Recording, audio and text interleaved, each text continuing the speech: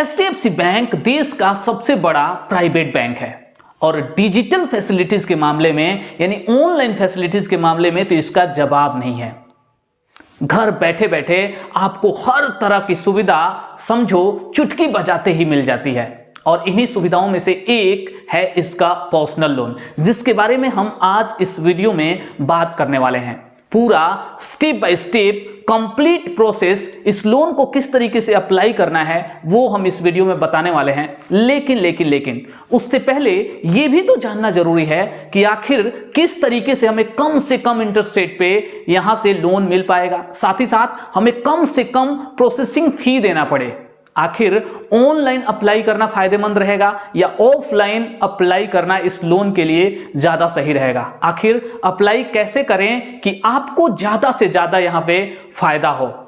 इसके अलावा इसका पर्सनल लोन का ऑफिशियल कैलकुलेटर भी हम यूज करने वाले हैं और वहां पे हम देखेंगे कि 2 लाख, 5 लाख, 10 लाख इस तरह के कुछ एग्जाम्पल्स लेंगे और ये देखेंगे कि कितना ईएमआई किस इंटरेस्ट रेट पे किस टेनर के लिए आपको पे करना पड़ रहा है, ताकि आप पहले से रेडी रहें कि हाँ उस ईएमआई को पे करने के लिए आप कैपेबल हैं या नहीं हैं, या जब आप लोन अप्लाई करने के लिए जाएं तो आप एक अपना एस्टिमेट अपने साथ रख लें कि हाँ इतना तक का लोन आपको मिल सकता है। तो चलिए एक एक करके सारी की सारी डिटेल हम इस वीडियो में जानने वाले हैं। अगर इस वीडियो से आपको थोड़ी भी वैल्यू मिले तो प्लीज वीडियो को लाइक जरूर कीजिएगा और हाँ चैनल को अगर अब तक सब्सक्राइब नहीं किया तो सब्सक्राइब भी जरूर कीजिएगा, क्योंकि हम इसी तरीके की रिसर्च बेस्ड वीडियोस इस चैनल पे लेके आते रहते हैं। चलिए एक एक कर पूरी की पूरी डिटेल इस पर्सनल लोन की साथ ही साथ अप्लाई करने का प्रोसेस जानते हैं। सबसे पहले एचडीएफसी पर्सनल लोन के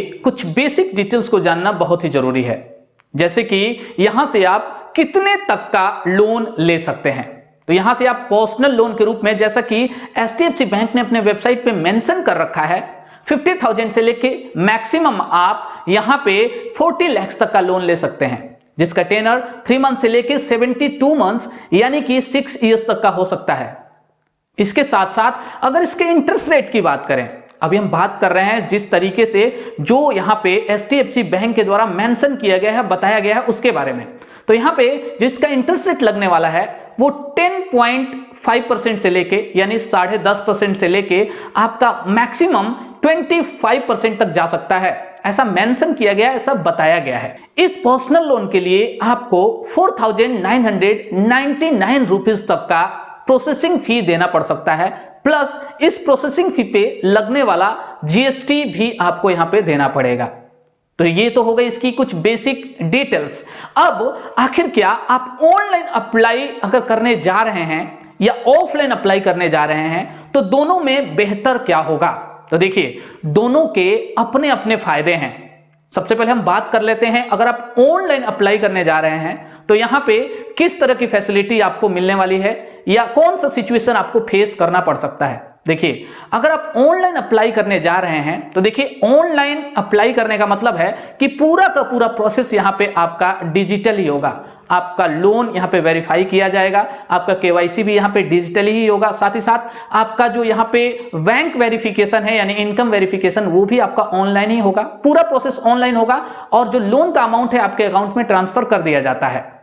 लेकिन अगर आप ऑफलाइन अप्लाई करने के लिए जाते हैं तो वहां पे आपकी केवाईसी से लेके सारी चीजें सारा का सारा आपको फिजिकल डॉक्यूमेंट वहां पे देना पड़ता है। जब आप ऑनलाइन अप्लाई करते हैं यहां से पर्सनल लोन के लिए तो आपको अप्रूव होने वाली लोन का जो अमाउंट है वो काफी कम होता है। मैं आपको बता दूं कि मैक्सिमम कंडीशन में आपको 5 लाख से ज्यादा ऑनलाइन लोन यहां पे अप्रूव नहीं किया जाएगा। जनरली आपने भी देखा होगा कि कहीं से भी अगर आप इंस्टेंट लोन के लिए अप्लाई कर रहे हैं या अगर आप ऑनलाइन चाहते हैं कि आपका लोन अप्रूव कर दिया जाए, आपके अकाउंट में ट्रांसफर कर दिया जाए बिना ब्रांच विजिट किए, तो वो लोन का अमाउंट कभी भी बड़ा नहीं होता। जी हाँ, मैक्सिमम आपका हो सकता है 5 लाख तक, वो भी अगर आपका सिविल स्कोर यहाँ पे बहुत अच्छा है तो अगर आपको छोटे अमाउंट यानी कि यूं कहें कि अप टू 5 लाख तक के अमाउंट की अगर जरूरत है लोन के रूप में, तब तो आप ऑनलाइन एचडीएफसी बैंक से पर्सनल लोन अप्लाई कर सकते हैं। लेकिन अगर आपको 10 लाख, 15 लाख, 20 या उससे ज्यादा अमाउंट की जरूरत है तो मैं आपको सजेस्ट करूंगा कि आप हमेशा ही ऑफलाइन विजिट करें, ब्रांच पे जाके आप इस लोन के लिए अप्लाई करें। देखिए, ब्रांच पे विजिट करने का अब मैं आपको फायदा बता रहा हूं यहां पे, क्योंकि ऑनलाइन आगे मैं प्रोसेस पूरा बताने वाला हूं, लेकिन इसके पहले ऑफलाइन क्या फायदे सुन लें। जनरली आप ऑनलाइन जब अप्लाई करते हैं तो जो आपका प्रोसेसिंग फी होता है वो फिक्स होता है, जो वहां पे डिसाइड कर दिया गया वो आपको देना पड़ता है। साथ ही साथ जो इंटरेस्ट रेट आपको बताया गया, यानी सपोज दैट कि 15% आपका डिसाइड किया गया इंटरेस्ट रेट ऑनलाइन अगर आप लोन के लिए अप्लाई कर रहे हैं तो आपको 15% के हिसाब से ही वहां पे देना पड़ेगा।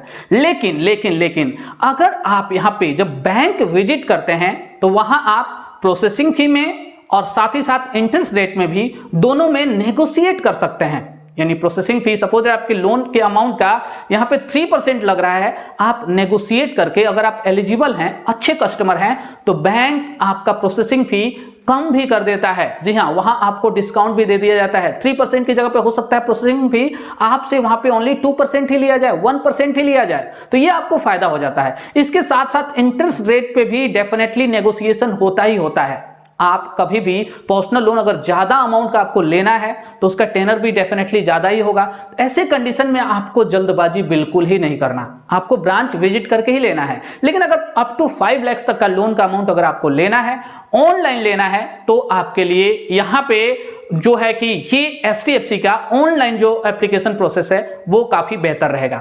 अब चलिए हम इसके कैलकुलेटर के थ्रू जानते हैं कि HDFC बैंक पर्सनल लोन लेने पे डिफरेंट अमाउंट रखकर वहां पे हम देखेंगे कि कितना तरह का EMI, कितने परसेंट इंटरेस्ट रेट पे, कितने टेनर के लिए आपको पे करना पड़ सकता है। तो जैसे कि सपोज दैट अगर आप पर्सनल लोन लेते हैं तो कम से कम मिनिमम जो आपका इंटरेस्ट रेट होने वाला है ये हम मान के चल रहे हैं कि 12%, यानी 12% अगर आपका इंटरेस्ट रेट होता है और सपोज दैट यहाँ पे 5 लाख रुपीज अगर आप लोन के लिए अप्लाई करते हैं और उसका टेनर अगर यहाँ पे 5 ईयर्स तक के लिए होता है तो इसका जो EMI आने वाला है वो आपका 11,122 रुपीज़ पर मंथ आने वाला है। देखिए, इंटरेस्ट रेट यहाँ पे कुछ भी हो सकता है, तो जब फाइनली आपको इंटरेस्ट रेट पता चल जाता है तब आप पता कर सकते हो कि आपकी EMI कितनी आने वाली है। या आप चाहो तो पहले से ही सपोज दैट अगर आपकी सिविल स्कोर यहाँ पे काफ़ी अच्छी है तो आपका इंटरेस्ट रेट यहाँ पे कम से कम ही लगने वाला है। अगर सिविल स्कोर सपोज दैट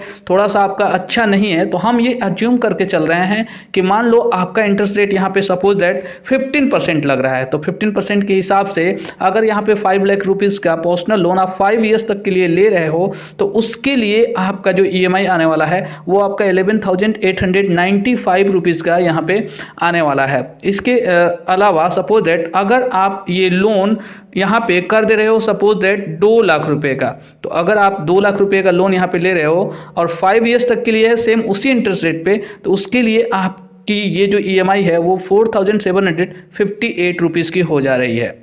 वहीं पे अगर हम यहाँ पे इसको 10 लाख रुपीज़ कर दे रहे हैं तो 10 लाख रुपए करते ही ये EMI हमारी यहाँ पे बढ़ जा रही है 15% के हिसाब से। इसको अगर कैलकुलेट पे हम एक बार क्लिक करते हैं तो ये आ रहा है 23,790 रुपीज़।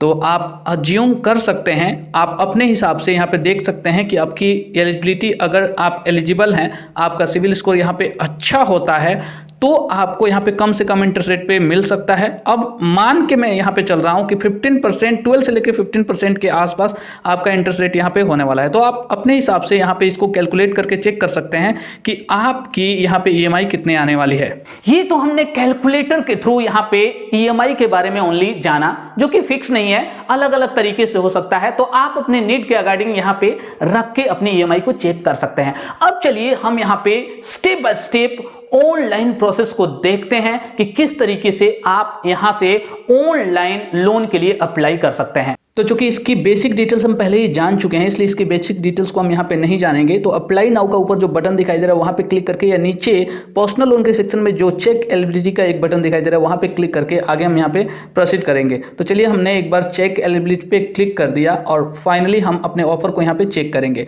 अब यहाँ पे हमें पूछा जा रहा है सबसे पहले कि please select type of employment, हम सैलरीड हैं या सेल्फ एम्प्लॉयड हैं। तो यहाँ पे एक चीज आपको ध्यान देना है कि आप अगर सैलरीड पर्सन है, कहीं जॉब कर रहे हैं, तो आप सैलरीड को सेलेक्ट करेंगे। अगर आपका खुद का कोई बिजनेस है यानी सेल्फ एम्प्लॉयड अगर आप हैं या सेल्फ एम्प्लॉयड प्रोफेशनल्स हैं जैसे कि डॉक्टर हो गया, लॉयर हो गया, अगर इस कैटेगरी में आते हैं तो नीचे आप सेल्फ एम्प्लॉयड को सेलेक्ट करेंगे। देखिए अगर आपको पर्सनल लोन चाहिए तो आप सैलरीड एम्प्लॉय यहाँ पे सेलेक्ट करते हैं। अगर आप सेल्फ एम्प्लॉयड यहाँ पे सेलेक्ट करते हैं तो वहाँ पे आपका बिजनेस लोन की कैटेगरी में वो कंसीडर किया जाएगा।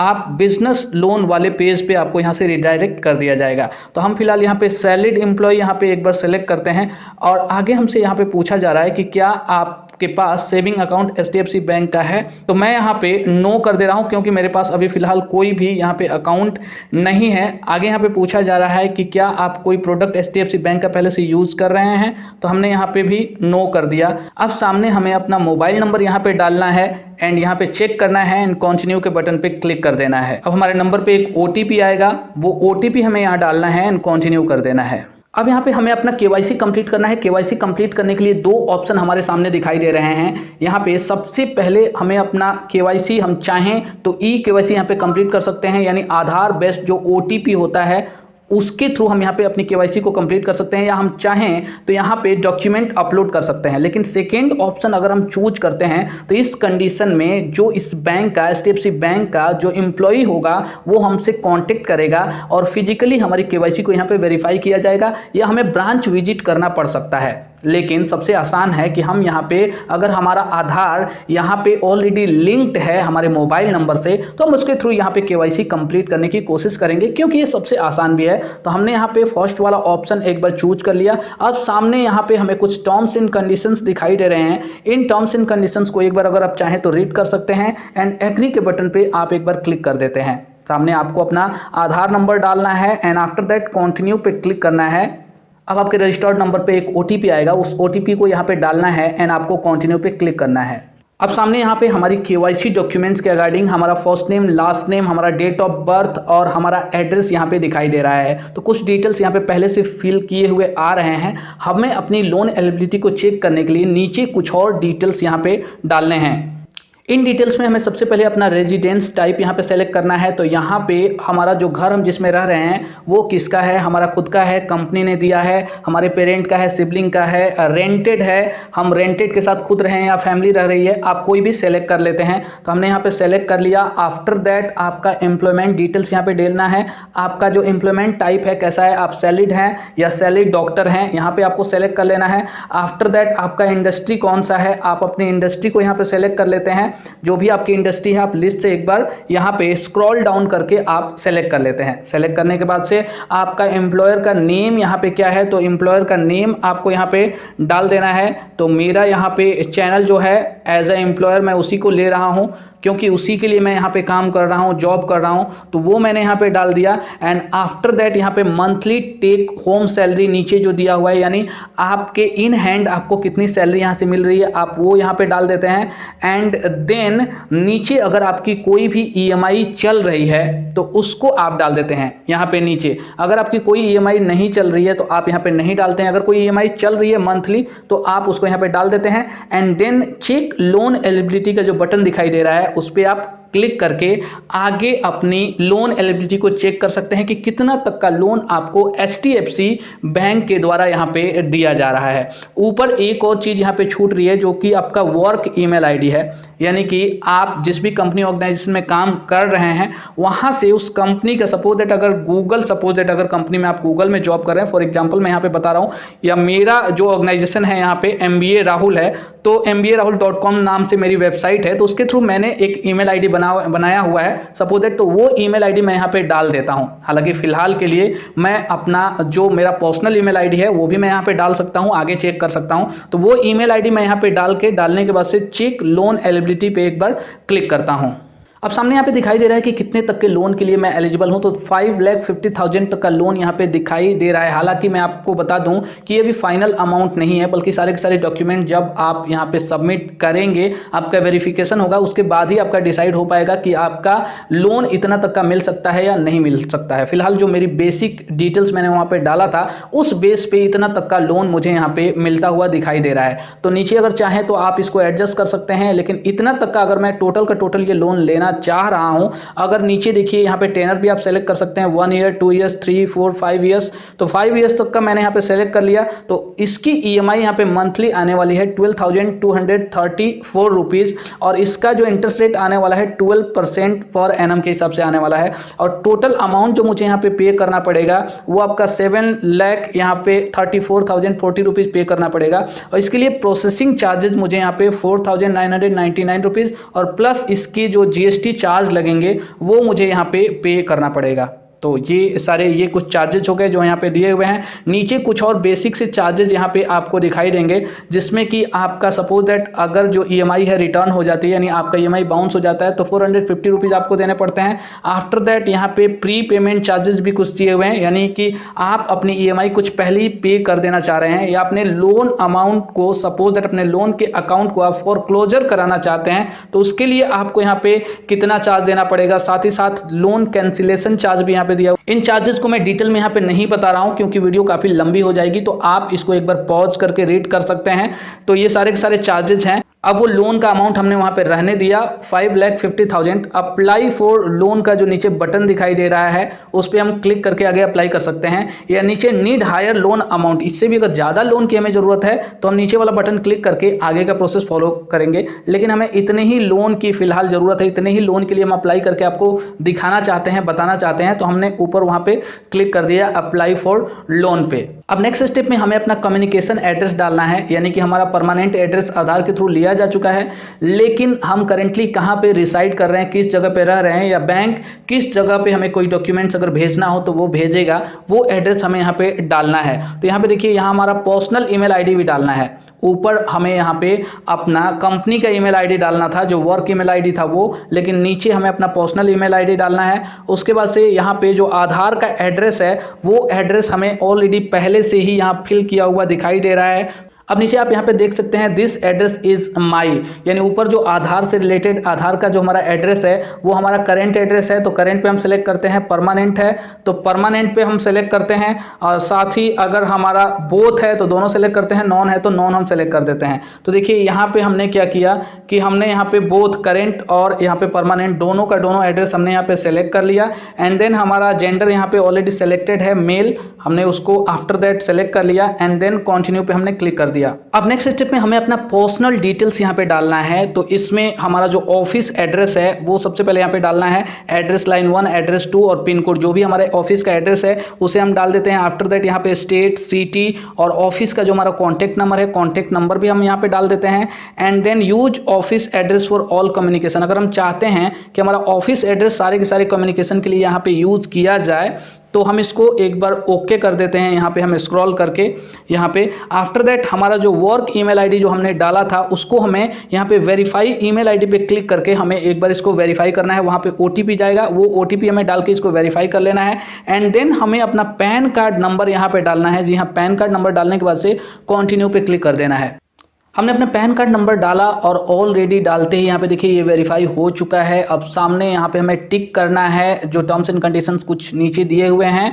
आफ्टर दैट हमें यहाँ पे कंटिन्यू कर देना है। अब नेक्स्ट स्टेप में आपको यहाँ पे अपने कुछ एडिशनल डिटेल्स देने हैं, जिसमें सबसे पहले आपको एक रेफरेंस नेम और उसका कॉन्टैक्ट नंबर देना है। ये बस एक फॉर्मेलिटी के लिए है यहाँ पे। तो रेफरेंस नेम में आप किसी का भी दे सकते हैं, अपने फैमिली के किसी मेंबर का, या चाहे तो आप अपने किसी फ्रेंड का नेम और कॉन्टैक्ट नंबर यहाँ पे दे सकते हैं। उसके नीचे यहाँ पे आपको अपना बैंक डिटेल्स डालना है, जिसमें कि यहाँ पे आप अपने बैंक का नेम सबसे पहले सेलेक्ट करते हैं। बैंक का नेम सेलेक्ट करने के बाद से आपको नेक्स्ट यहाँ पे उसका अकाउंट नंबर डालना होता है। एंड देन आपको यहाँ पे लोन टाइप भी सेलेक्ट करना है। जी हाँ, लोन टाइप में आप यहाँ पे देख सकते हैं एग्जिस्टिंग लोन को आप इनहेंस कराना चाहते हैं, फ्रेश लोन चाहिए आपको, बैलेंस ट्रांसफर आपको किसी दूसरे लोन अकाउंट से इसमें करना है, या आप टॉपअप लोन लेना चाहते हैं। तो जो भी है मैंने यहाँ पे फ्रेश लोन डाल दिया। आफ्टर दैट ये करने के बाद से आप यहाँ पे were you assisted by bank representative, क्या बैंक के किसी एम्प्लॉय ने आपको हेल्प किया,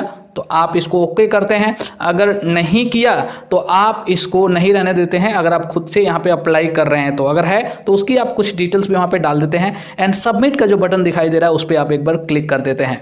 अब यहाँ पे हम आ चुके हैं अपने फाइनल स्टेप में। हमें अपना एक फ़ोटो यहाँ पे अपलोड करना है क्लिक करने के बाद से यहाँ पे, एंड आफ्टर दैट नीचे एक और दे रहा है सेलेक्ट कोविड ट्रीटमेंट का सर्टिफिकेट एक हमें अपलोड करना है, जो कि ऑप्शनल है, तो हम इसको इसलिए छोड़ देंगे। और नीचे हमें अपना इनकम प्रूफ यहाँ पे एक अपलोड करना है। तो देखिए इसके दो तरीके हैं अपने इनकम को वेरीफाई करने का। सबसे ऊपर फर्स्ट ऑप्शन यहाँ पे रिकमेंड किया गया है, क्योंकि इसके थ्रू हमें ये लोन ऑनलाइन ही वेरीफाई होकर हमारे अकाउंट में ट्रांसफर कर दिया जाएगा। लेकिन नीचे एक और ऑप्शन दे रहा है कि यहाँ पे ये सारे लिस्ट में जो इनकम प्रूफ यहाँ पे दिखाई दे रहे हैं, इनमें से कोई भी प्रूफ एक हम उसका जो डॉक्यूमेंट है पीडीएफ यहाँ पे हम अपलोड कर सकते हैं। लेकिन हम अगर उसको अपलोड करते हैं तो नीचे क्लियरली लिखा हुआ है कि इस कंडीशन में फिजिकल केवाईसी और डॉक्यूमेंट वेरिफिकेशन की जरूरत पड़ेगी। तो भाई सबसे अच्छा है कि यहाँ पे जो ई केवाईसी तो हम ऑलरेडी कर चुके हैं, तो क्यों ना हम यहाँ पे ई वेरिफिकेशन यानी हमारा जो बैंक अकाउंट है उसको हम ई वेरीफाई यहाँ पे कर लें, अपने इनकम को वेरीफाई कर लें। तो कुछ नहीं होता है, नेट बैंकिंग और पासवर्ड के थ्रू आप यहाँ पे आगे क्लिक करते हैं। नेट बैंकिंग और पासवर्ड के थ्रू अपने इनकम को यहाँ पे वेरीफाई कर लेते हैं। वेरीफाई करते ही आपका जो नीचे ये सबमिट का बटन दिखाई दे रहा है, आप उस पर क्लिक करके अपने एप्लीकेशन को यहाँ पे सबमिट कर देते हैं। सबमिट करते ही 1 या 2 डे के अंदर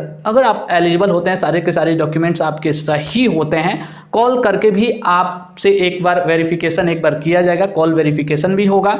तो इस तरीके से फाइनली आपका लोन का अमाउंट अगर सारे के सारे डिटेल्स आपके सही होते हैं तो आपके अकाउंट में ट्रांसफर कर दिए जाते हैं।